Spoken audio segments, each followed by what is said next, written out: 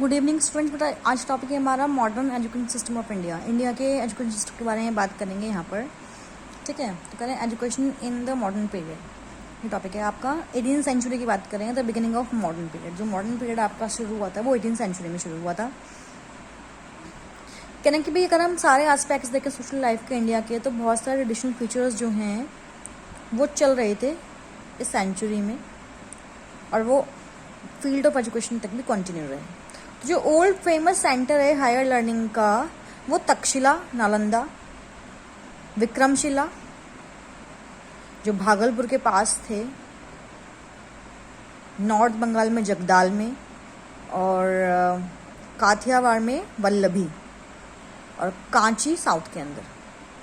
तो ये बहुत टाइम पहले ही डिसअपियर हो गए थे। इस्लामिक एजुकेशन जो था, अगर हम बात करें, वो बहुत जल्दी जो है उसके रूल्स और नोबल्स जो थे वो सामने आ रहे थे, और जो मेजोरिटी थे हिंदू पॉपुलेशन की, वो रिसीव करी थी एजुकेशन इन द टाइम।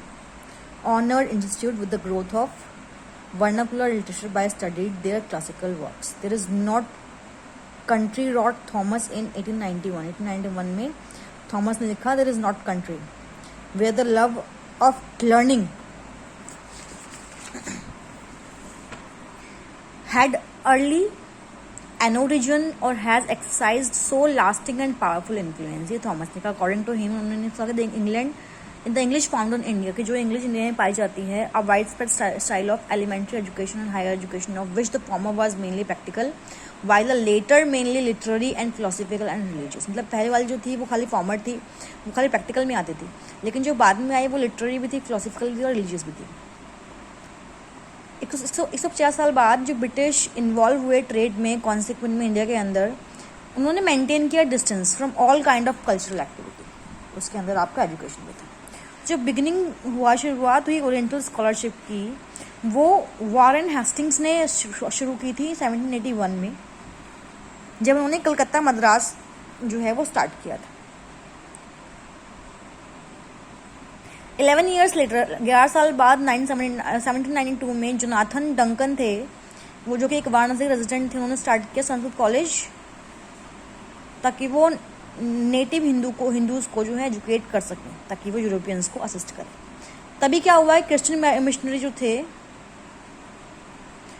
वो एफर्ट्स कर रहे थे इंट्रोड्यूस करने के लिए वेस्टर्न एजुकेशन को अपने एलिमेंट्री स्कूल खोलकर, और प्रोवाइड करा के एजुकेशन ज़्यादा humble section two the humble section of society. उसके अंदर आपके अनटचेबल कास्ट वाले भी आते थे। अब आए 19th सेंचुरी।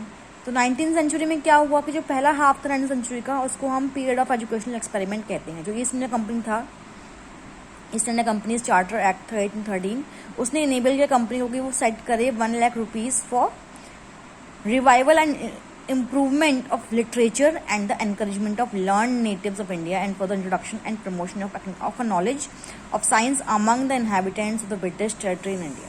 तो उसने 1 लाख रुपये किस लिए खर्च किया था कि वो इम्प्रूवमेंट कर सके, लिटरेचर में इंकरेज कर सके नेटिव्स को इंडिया के, ताकि वो सीखें, इंट्रोड्यूस कर सके, प्रमोट कर सके नॉलेज को साइंस की इनहेबिटेंट्स ऑफ ब्रिटिश के बीच में।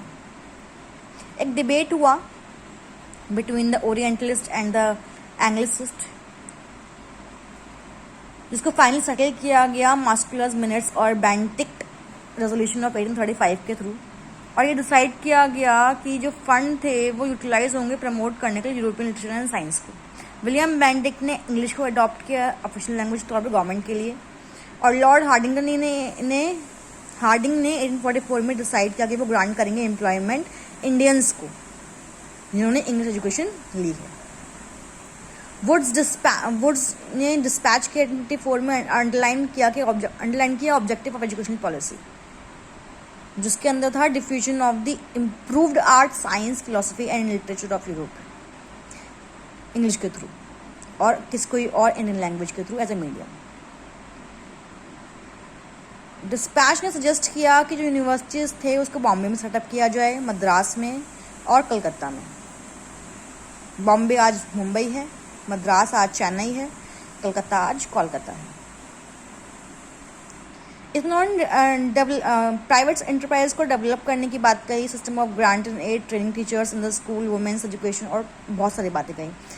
57 में क्या हुआ, 87 में जो यूनिवर्सिटीज़ थी बॉम्बे, मद्रास, कलकत्ता, उनको बनाया गया, और यूनिवर्सिटी ऑफ पंजाब और इलाहाबाद उनको बनाया गया 1882 के अंदर और 1887 के अंदर। मतलब जो पंजाब की यूनिवर्सिटी थी वो 1882 में और इलाहाबाद की 1887 में बनाई गई थी। अब आए 20वीं सेंचुरी। तो इन 1901 में क्या हुआ कि जो लॉर्ड कर्जन थे उन्होंने कन्वेन किया conference of director of public instruction, उन्होंने एरा ऑफ एजुकेशन रिफॉर्म शुरू किया डिसीजन के बेस पर। 1904 में क्या हुआ कि जो इंडियन यूनिवर्सिटी एक्ट थी उसको पास किया गया, यूनिवर्सिटीज़ को अज्यूम किया गया teaching inspection of college undertake measures for qualitative improvement of higher education, की हायर एजुकेशन में इंप्रूवमेंट की जाए। कॉलोनियल रूल के दौरान जो मास एजुकेशन थी उसको नेग्लेक्ट किया गया और अटैम्प्ट किस लिए किया गया कि वो अर्बन एजुकेशन को क्रिएट कर सके।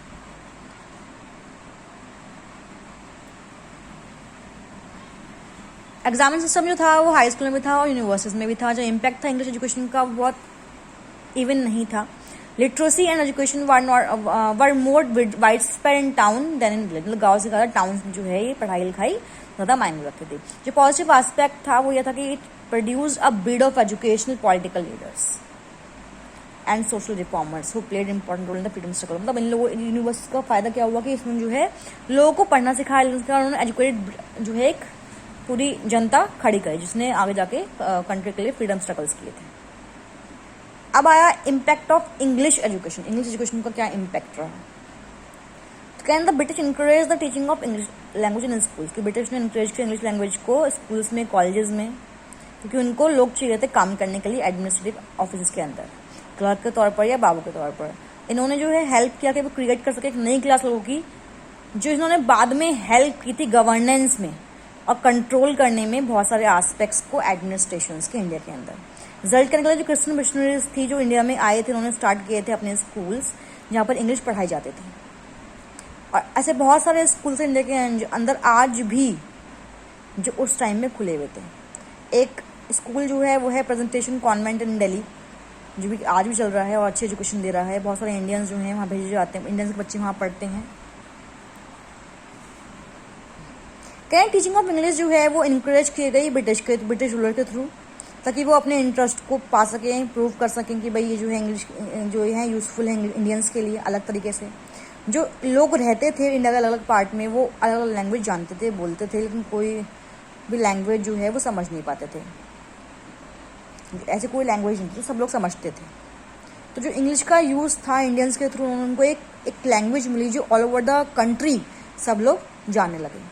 इंग्लिश बुक्स, न्यूज़पेपर जो हैं वो खरीदे जाने लगे, नए आइडियाज़ जो हैं वो कंट्री में स्प्रेड होने लगे। Fresh ideas from the best like freedom, democracy, equality and brotherhood, ये सब तरह के जो आइडियाज़ थे वो उनका इम्पैक्ट पड़ने लगा लोगों की सोच पर।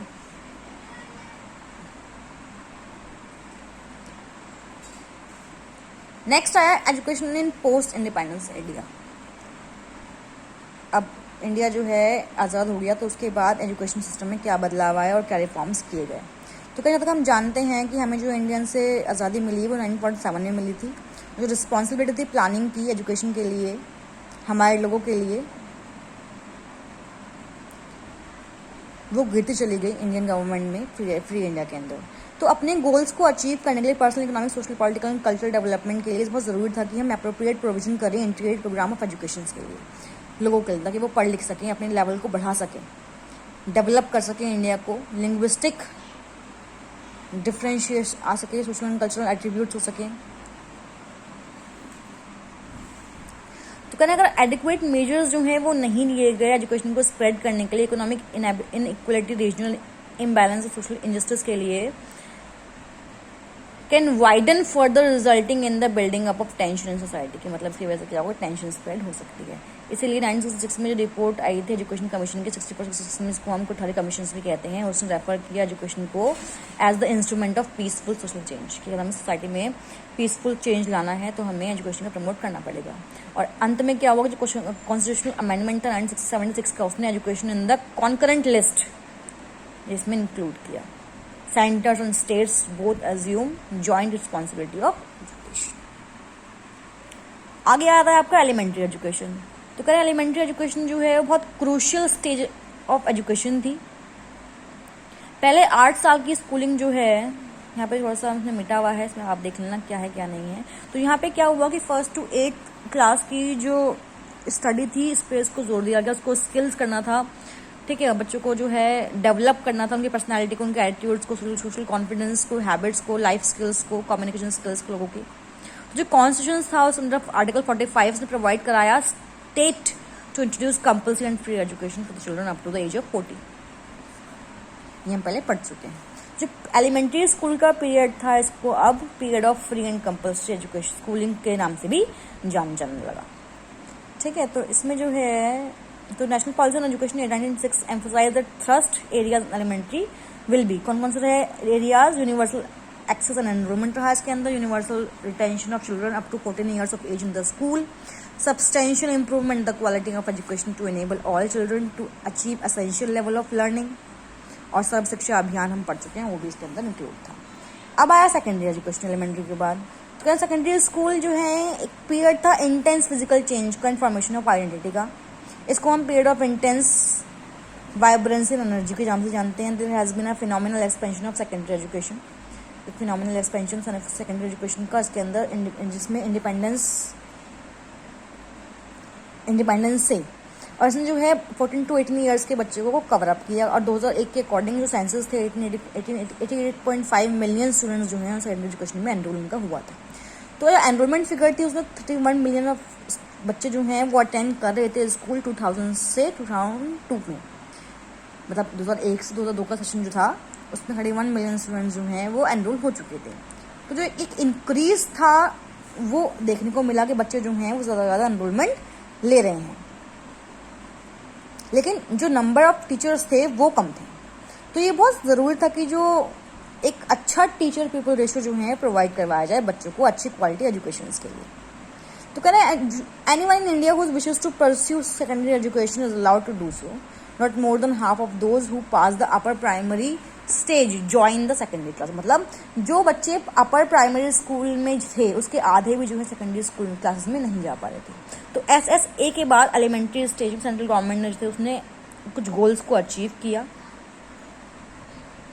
Universalization of secondary education under the राष्ट्रीय माध्यमिक शिक्षा अभियान, ये हम पहले पढ़ चुके हैं। तो वोकेशनल एजुकेशन के बाद में भी आगे भी जो है कहा गया वोकेशनल एजुकेशन, ओपन लर्निंग जो है, इस तरह के प्रावधान जो है इसके अंदर किए गए।